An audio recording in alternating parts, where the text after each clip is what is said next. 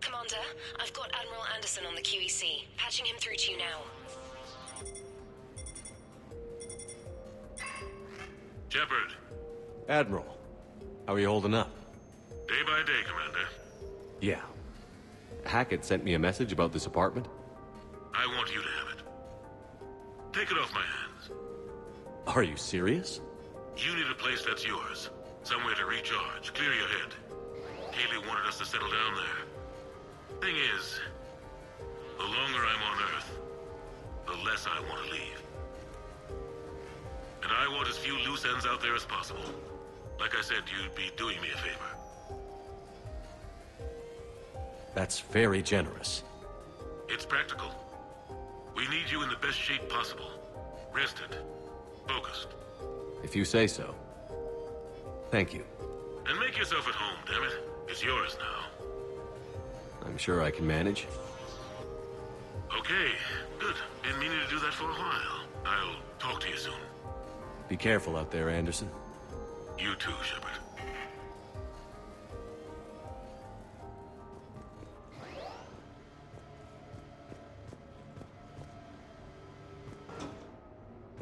You never asked me about this, but my wife just called.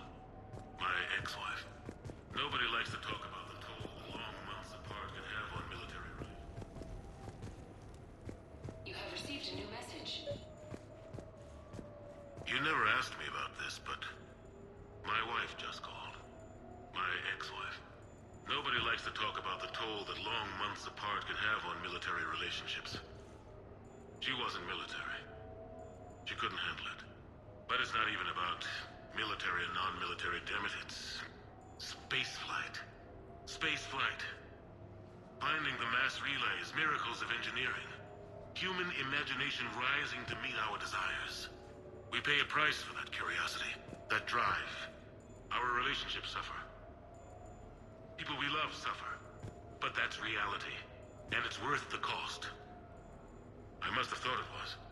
I guess I still do. In the end, you just have to hope you made the right choices.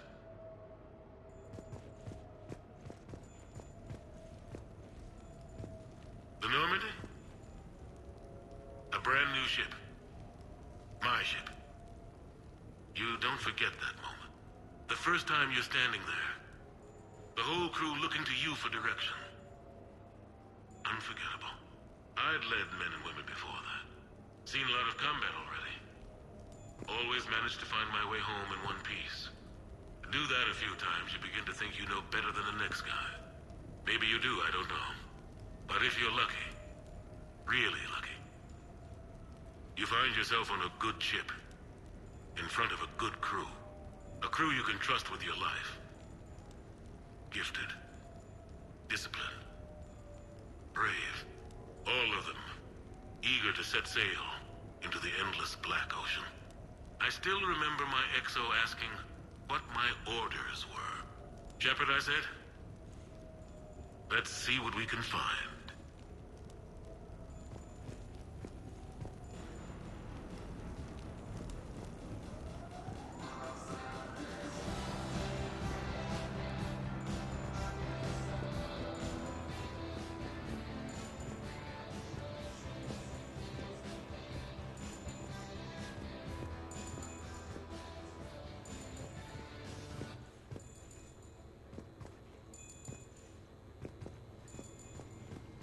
Sure, I can talk about Commander Shepard.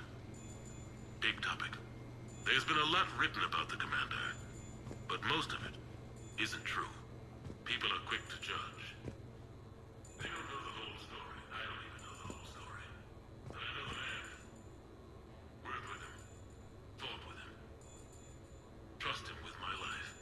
Shepard's had some rough patches. Who of us hasn't? He's been forced to fight a lot of battles alone. God only knows how he got out of some of that. Makes your head spin. Thing is, you never heard a complaint.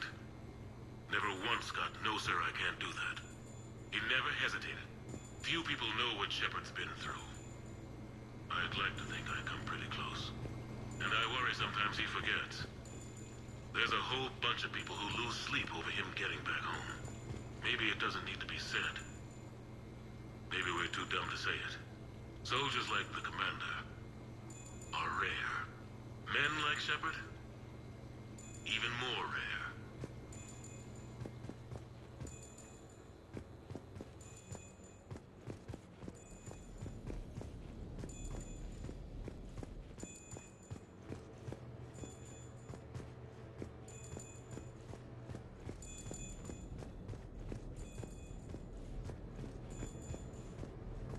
Okay. I have your new questions here. As a leader, do I ever feel that the end justify the means? Spirit of law over word of law. I'm not going to touch that with a 10-foot pole, but I think I know what you're after. You're referring to the way I, arranged to have the Normandy released to Commander Shepard before the Battle of the Citadel. I'm not sure how valuable hindsight is to the military. Obviously, it worked out for the best. Without the Normandy and Commander Shepard free to do what they needed to do, what we needed them to do, Saren might have taken the Citadel. I think it's clear what a different galaxy this would be if that had happened. I did what I had to. If I had been wrong, I would have gladly accepted the repercussions. The real trick is never being wrong. If you're looking for more action and less philosophy in these notes, let me know.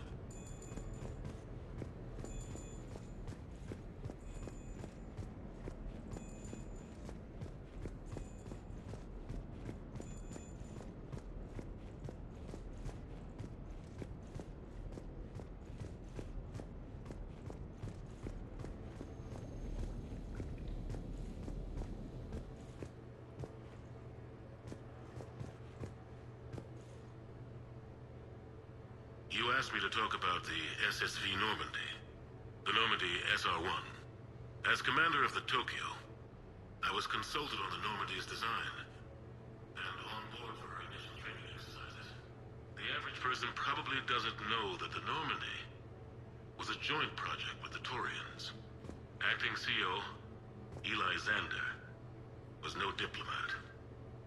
She ran out of patience with Taurian posturing and politicking during construction. The chief architect of the Drive Corps, Octavio Tatum, and his team of Taurian engineers were in the CIC for final training exercises. Tempers flared when Xander pushed the limits of the stealth system, waiting to vent the IES well past what Tatum was comfortable with. I tried to calm the situation, but it still ended with the Taurian scientist in shackles and a human Taurian fistfight at Korra's den later. Funny now, when I first laid eyes on the Normandy, she was the most beautiful thing I'd ever seen. Day after that training run, Admiral Wright found me on the bridge. "She's yours," he said. "Can't trust her to Xander. Send me a list of crew from the Tokyo you'd like, and prep for your first mission." Short command thanks to Saren. Still, one of the highlights of a long career.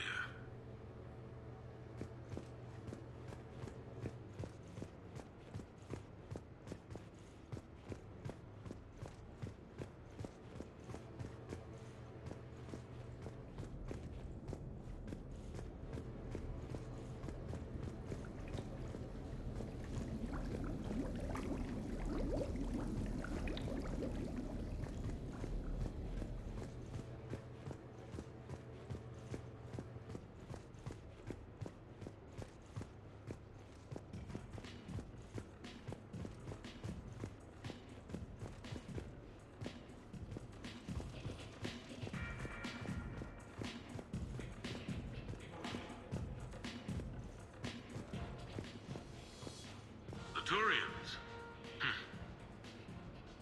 Well, I might not always see eye to eye with the politics and the individual, but I have a great respect for the Turian military.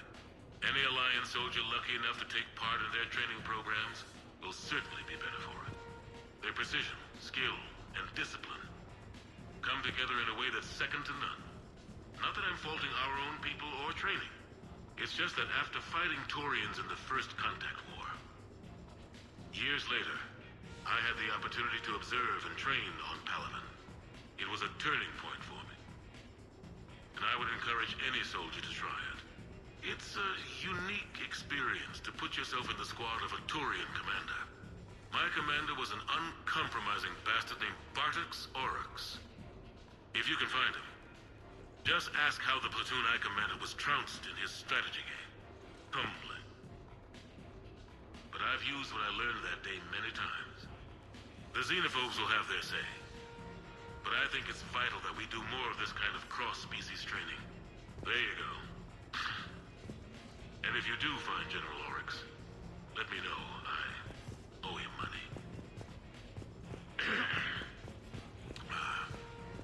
Okay. So, Tombstone data. Admiral David Edward Anderson. Not sure why anybody would be interested, but thanks for asking. I was born in London, June 8th, 2137. The last of 3 children born to Ursula and Paul Anderson. A nurse and a flight mechanic, respectively. But that's a little dry. And someone's gonna spice this up, right? Never been much for the spotlight. Anyway, where was I? It was a second marriage for my parents. They were almost 50 by the time they had me. My mother worked shifts, so my father would often take me to the base. While he worked, I watched transport ships and fighters take off. Worked his whole life around space travel, my father. But he never left Earth. Not for a day. He was a good man. But that's just a side note. Don't put that in. Who is it, Kaylee? Yes, I need to take that. I hope this is what you're after. I'll get to the more interesting N7 stuff next time.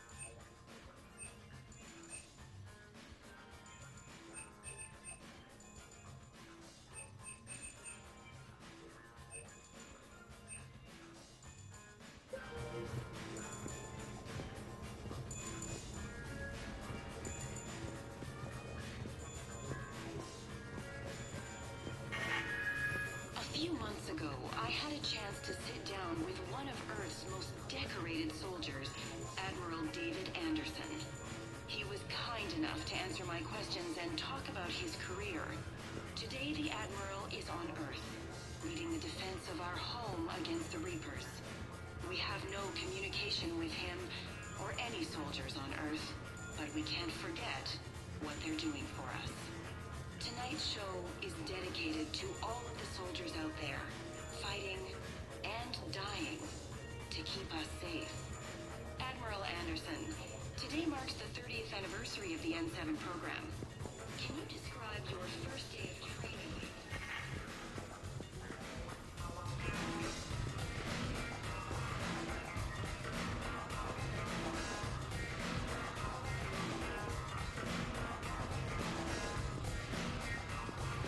Embarrassing moments?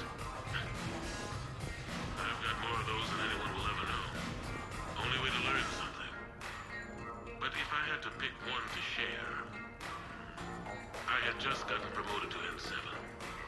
Full of myself, king of the castle. Found myself buying drinks for undesirables in some rundown bar in the wards. They toasted my recent promotion. Hell, they would have toasted Batarian slavers if it had got them more drinks. About the time my money ran out, my new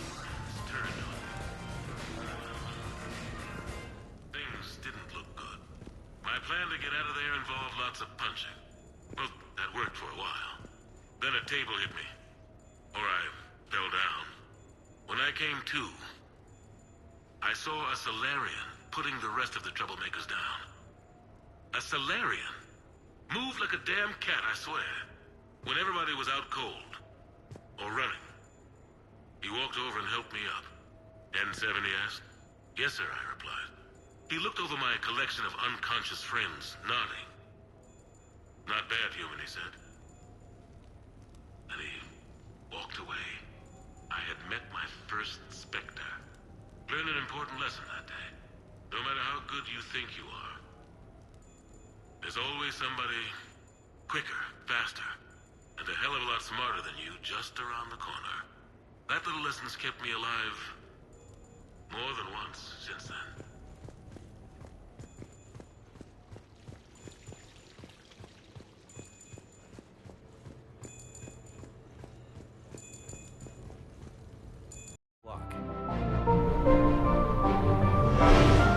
Is shore leave always like this?